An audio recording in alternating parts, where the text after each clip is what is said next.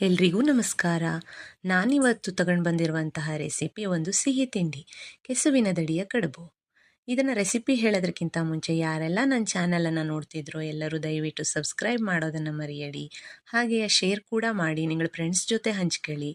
ವಿಡಿಯೋನೆಲ್ಲ ಹೆಚ್ಚೆಚ್ಚು ನೋಡ್ತಾ ಇರಿ. ಈಗ ಎಂತೆಂಥ ಬೇಕು ನೋಡ್ತಾ ಹೋಪನ ಬನ್ನಿ. ಮೊದಲಿಗೆ ಕೆಸುವಿನ ದಡಿ, ಹಾಗೆ ಗಂಟ್ಲೆ ಕೀಳೆ, ಇದು ಒಂದು ಥರದ ಎಲೆ. ಇದು ಎಂಥದಕ್ಕೆ ಬೇಕು ಕೇಳಿದ್ರೆ ಹಚ್ಚಲೆ, ಕಡುಬು ಹಚ್ಚಲೆ ಬೇಕು. ಇದಕ್ಕೆ ಯಾವುದೇ ಪರಿಮಳ ಅಥವಾ ಏನೋ ಒಂದು ಅಡ್ಡ ವಾಸನೆ ಇರೋದೇ ಹೋಗಿದ್ರಿಂದ ಇದ್ರ ಮೇಲೆ ನಂಗೆ ಮಾಡ್ತೀಯ. ಮೊದಲಿಗೆ 3 ಕಪ್ಪು ದೋಸೆ ಅಕ್ಕಿಯನ್ನು ತೆಗೆದುಕೊಂಡು ಅದನ್ನು ಚಲೋ ಮಾಡಿ ತೊಳೆದು ಹಾಗೆ ನೀರು ಹಾಕಿ ಒಂದು 2 ಗಂಟೆ ನೆನೆಯಲಿಟ್ಕೊಳ್ಳಿ. ಅಕ್ಕಿಯನ್ನು ನೆನೆಯಲಿಟ್ಕೊಂಡು ಮುಂದಿನ ತಯಾರಿಯನ್ನು ಮಾಡ್ಕೊತ ಹೋಪನ. ಆಮೇಲೆ ಕೆಸುವಿನ ದಡಿಯನ್ನು ತಗೊಂಡು ಚೆನ್ನಾಗಿ ತೊಳ್ಕೊಂಡು ಅದರ ಅಂಚೆಲ್ಲ ಕಟ್ ಮಾಡ್ಕೊಂಡು ಅದರ ನಾರನ್ನು ಬಿಡಿಸವು. ಇದೇ ಥರ ಬಿಡಿಸಿ ಹಾಗೆ ಚಿಕ್ಕ ಚಿಕ್ಕ ಹೋಳುಗಳನ್ನಾಗಿ ಕಟ್ ಮಾಡಿ ಇಟ್ಕೊಳ್ಳಿ. ಕೆಸುವಿನ ದಡಿಯಲ್ಲೂ 2 ಥರ ಬರ್ತು, ಒಂದು ಕಪ್ಪಗಿನ ಕೆಸು, ಇನ್ನೊಂದು ಬಿಳಿ ಕೆಸು. ನನಗೆ ಇದರಲ್ಲಿ ಕಪ್ಪಗಿನ ಕೆಸು ತುರ್ಸೋದು ಕಡಿಮೆ, ಹಾಗಾಗಿ ಅದನ್ನೇ ಜಾಸ್ತಿ ಸಿಕ್ಕರೆ ಅದನ್ನೇ ತಗೊಳ್ಳಿ.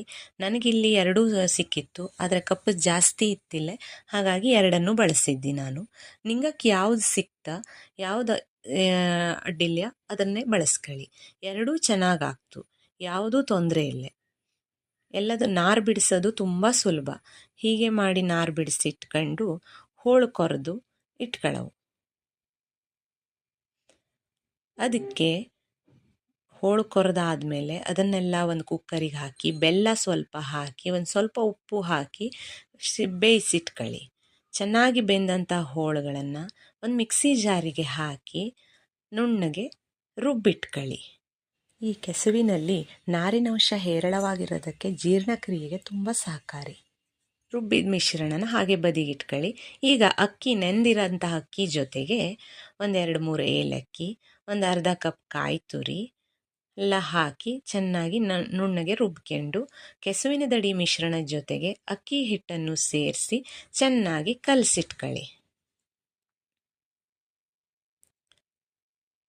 ಇದಕ್ಕೆ ಒಂದು ಅರ್ಧ ಚಮಚ ಉಪ್ಪು, ಹಾಗೆ ಸಿಹಿ ಎಷ್ಟು ಬೇಕಾ ಅಷ್ಟು ಬೆಲ್ಲ, ಅಂದರೆ ನಾನು ಹಾಕಿರೋದು ಇದಕ್ಕೆ 1.5 ಕಪ್ನಷ್ಟು ಬೆಲ್ಲ, ಅದಷ್ಟನ್ನು ಹಾಕಿ ಚೆನ್ನಾಗಿ ಕಲಸಿಟ್ಕೊಂಡು ಒಂದು 1/4 ಭಾಗದಕ್ಕಿಂತ ಸ್ವಲ್ಪ ಕಡಿಮೆ ತೆಳುವಾದ ಹಿಟ್ಟನ್ನು ಸೈಡಲ್ಲಿ ಎತ್ತಿಟ್ಕೊಳ್ಳಿ. ಉಳಿದಷ್ಟನ್ನು ಚೆನ್ನಾಗಿ ಒಲೆ ಮೇಲೆ ಇಟ್ಟು ದಪ್ಪ ಆಗೋವರೆಗೆ, ಅಂದರೆ ಬುಡ ಬಿಟ್ಟು